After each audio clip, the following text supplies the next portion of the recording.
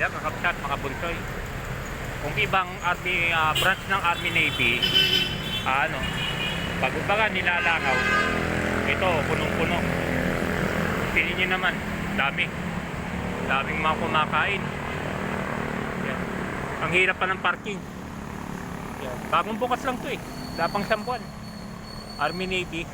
Basta ibang lugar punuan to. Ay, sa ibang lugar nilalangaw to. Dito punuan.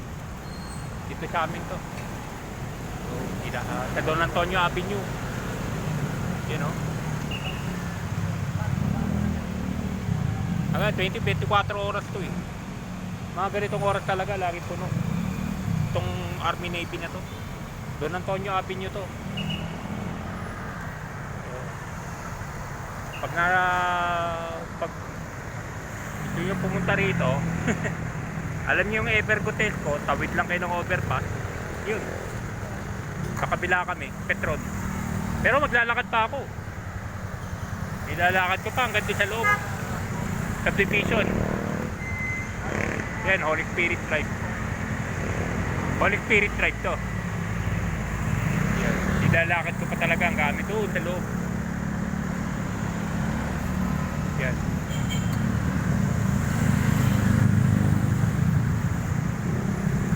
Mamaya magla-live tayo ha. Samahan nyo ako. Upload videos lang kakapsat mga bunsoy. Medyo ano na rin dito sa amin, busy. Pero syempre hindi ko pagpapalit ang bagyo. Dito gabi lang ako minsan. Kanina pinilit ko lang talaga. Pumunta lang talaga ako sa mga bahay ng mga sinauna, mga lumang bahay dito sa Maynila. Yun. Kailangan eh. Para sa bagong channel ko, diba? Pero madalas talaga, gabi na ako lumalabas dito. Hindi ako lumalabas ng araw dito sa sobrang init. Masyadong mainit.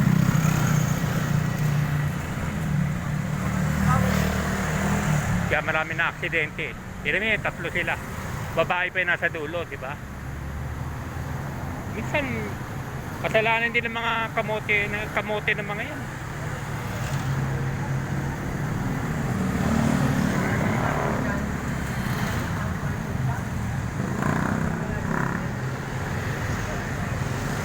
O, tinong, kompleto na rito. Minsan nga, parang ayaw mo lang lumabas.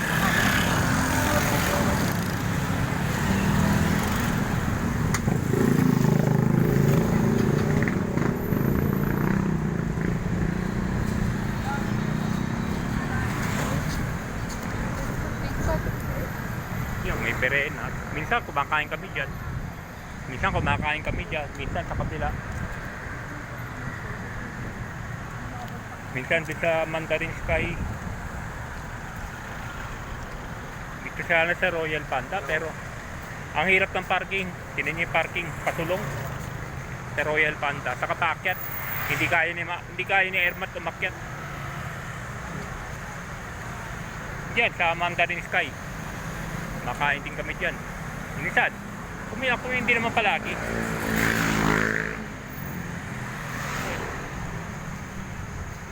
Ako pa nasa Baguio ako.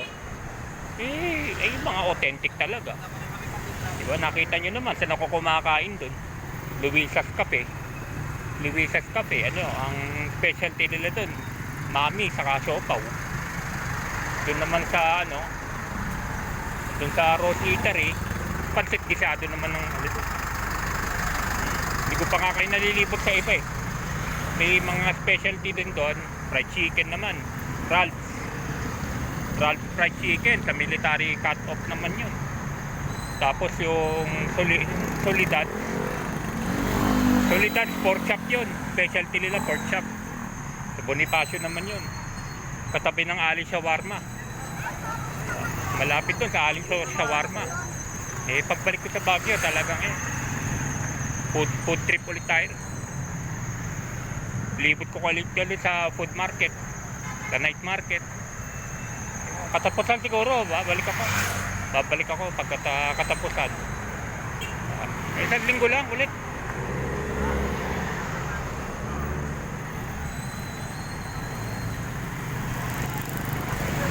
Mahirap di iwanan si Ermat kasi yung caregiver ni Ermat ngayon, training pa, bata. Hindi pa masyado marunong, 19 years old lang.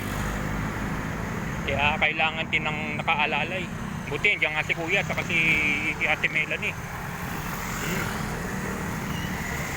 Kung wala sila dyan, wala. Kailangan pa i-training yung bata. Hindi naman talaga ano yung si mama ko eh. Hindi naman siya bedridden. Makakalakad pa eh. Yun lang, matigas ang ulo. Paggabi, tumatayo, niihi. Punta pa sa banyo. Sabi, mag-diaper na lang. Matigas ang ulo. Yung ibang amiga nga niya, nadulas eh. Nadulas na eh. Ganyan din. Matigas ang ulo. Kala kasi nila, kaya pa nila, di ba?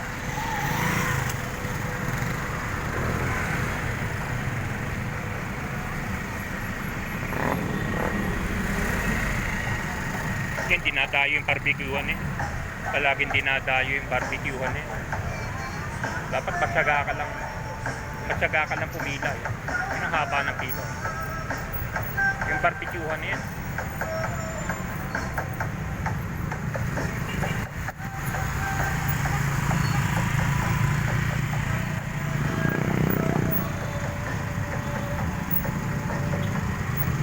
Minsan pag alauna, alas 2, nagugutom ako, lumalabas ako. Walang yan, mga motor, nagkakarerahan dito, pustahan. Karerahan dito paggabi. Simula road sa dulo, hanggang sa Petron. Oo, yung mga motor, mga pampasada. Pustahan sila.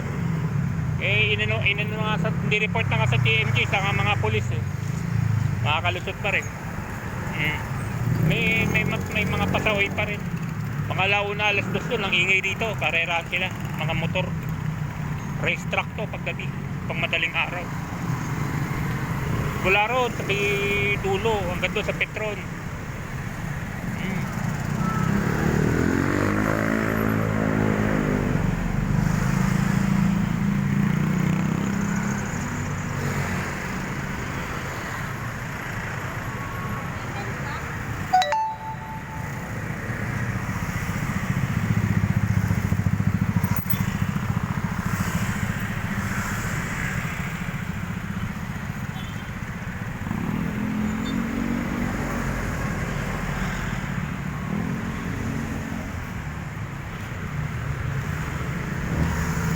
Marami naghablog cellphone dito, kaya aalalay din ako sa patay ka ng cellphone ko.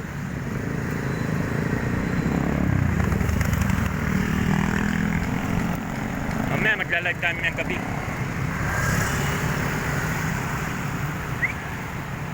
Palakari ko muna yung mga aso nila Kuya. 2 retriever, oh. Ako nga na minsan hindi na rin nila maharap eh. Lalakad ko sa umaga, lakad ko sa gabi. 2 beses. Malaki. Kaya pakita ko sa inyo pagpasok. 4-5 no.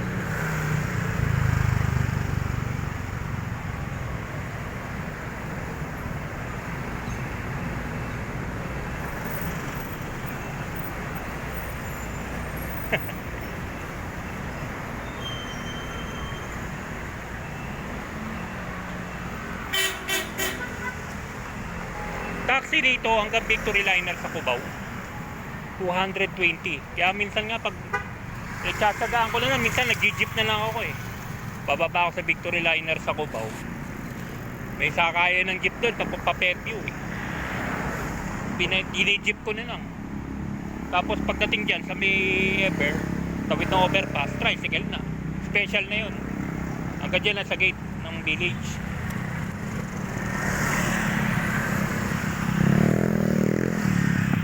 Isang nga ginawa ko yun, wala akong masyadong bitbit, isang backpack lang, tapos lang eco bag. Nilakad ko. Nilakad ko mula Ever hanggang nilalakad ko naman talaga eh. Ngayon nga nilakad ko. Exercise ba? Diba? Lakad-lakad lang natin sa gabi. Kung hindi ka naglalakad sa gabi, wala, mali-stroke na eh.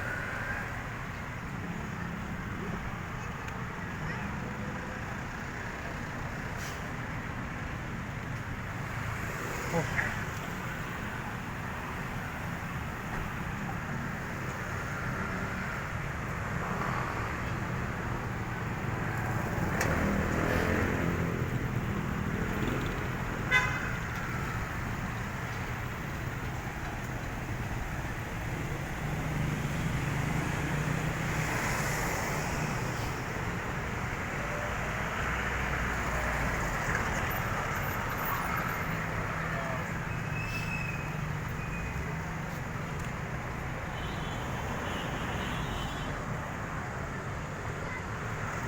Robinson, may Robinsons na rito. Ganyan na pala yung nakalimutan ko.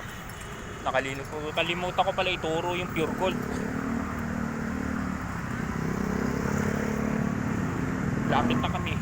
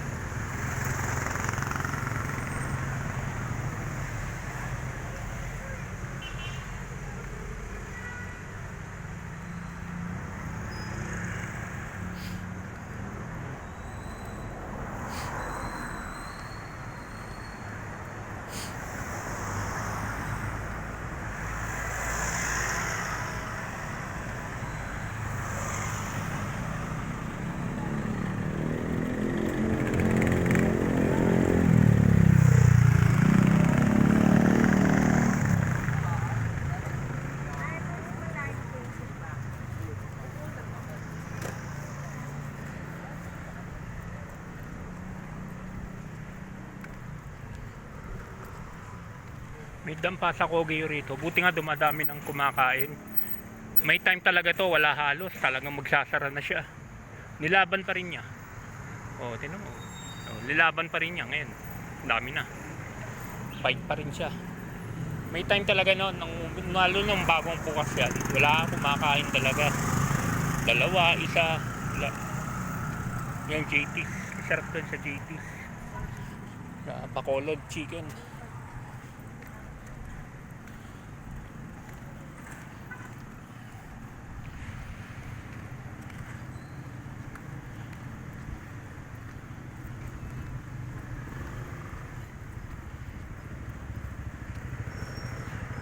Pag hanggang labas lang ng bahay, ayaw kasi nila ipa-vlog yung ayaw nila pakuha yung loob ng bahay. Sabihin daw mayaman ako. Suspetyosa itong mga, lalo yung utol, lalo si kuya. Ayaw na ayaw nun. Kuhanan ko yung bahay sa loob. Ayaw niya. Baka akala daw nila mayaman ako. Hindi naman. Diba? Nasa nagdadala yan. So,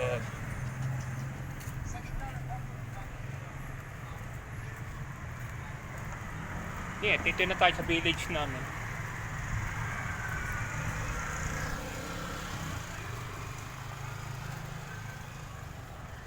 Yung sa Baguio, kay Uncle, barangay yun. Barangay ano yun?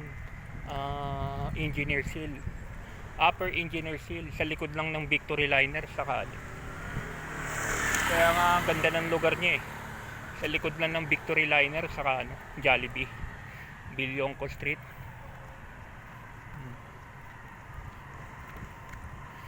Kaya minsan pag umaalis ako rito ng alas 10 ng gabi, lang ya, papaumaga muna ako sa ano. Kasi dumadating ako sa terminal sa Baguio, alas 2, ang bilis. Minsan nga may time, 1:30 pa eh. Tulog pa yung sila Uncle, tulog pa sila ate. Sa tindahan, wala pa magbubukas sa akin.